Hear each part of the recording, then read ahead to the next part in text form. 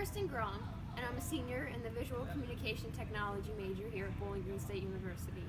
And this is Rosie, my dog, and my idea is called Power Play. It's an app-controlled dog toy.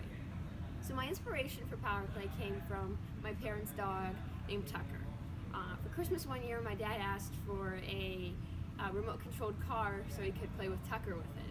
And we never would have expected the response that Tucker had. He just absolutely loved this toy. He went nuts over it, and he just wouldn't stop playing with it. And so my idea just stemmed from the fact that he just would chase it around and around and around the living room. And I thought, what if I could create something for all dogs? Because, you know, not every dog would want to play with a plastic RC car toy. Just a lot of dogs prefer, you know, plush toys and stuff. And also, an RC car isn't very durable. It'll break, and then there's safety issues for dogs because, you know, we found with Tucker, he just breaks it apart.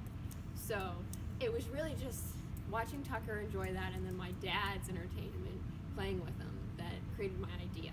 So Power Play, as I said, is an app-controlled dog toy. It can be controlled from any smart device, and it's sustainable and durable.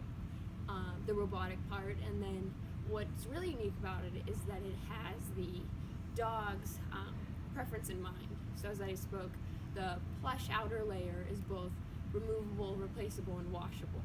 So it will allow owners to get new designs if they like, or even if the dog ruins the plush, to just get new plush instead of replacing the whole entire toy. And I think this will really, you know, revolutionize the industry because a lot of dogs have issues with rubber toys or plastic toys. They just sit in the corner, where this will allow for a new type of play, but also that preference of plush toys.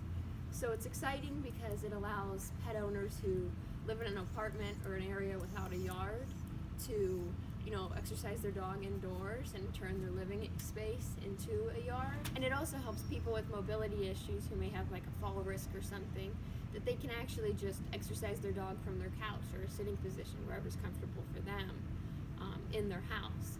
And then in times like right now when it's really cold out, a lot of dogs don't get as much exercise because of the harsh weather conditions and the salt on their paws. So it allows owners to give their dogs the exercise, you know, that a dog requires indoors. So it really is more than just a dog toy. It's a solution. Follow my journey through the hatch at #HatchLingKristen, and maybe even find a few pictures of Rosie along the way.